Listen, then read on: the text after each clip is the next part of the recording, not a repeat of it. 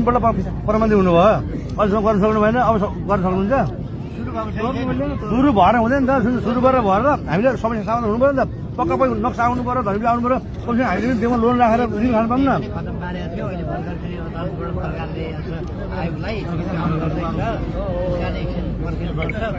अब कति पर्खिनु भन्नु न तपाईँ 3 पल्ट पढाउने हुनुभयो हामी पर्खिनु नि त कति पर्खिनु अब कति पर्खिनु भन्नु न कति पर्खिनु भन्नु 5 वर्ष 10 वर्ष 20 वर्ष हो भन्नु आउँछ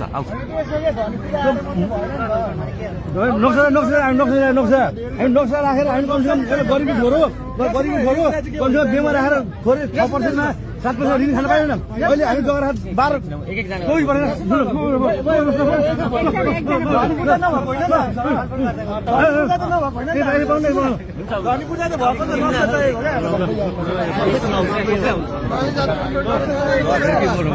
अब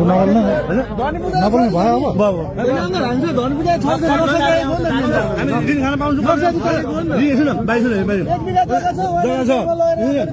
धर्म छ नि कमसेकम के अरे 3 पल्ट प्रबन्धक हुनुभयो केपी सर ओली भोट हामी दिएर बनाइ हुनुभयो हामी देखेँ हो अटल छ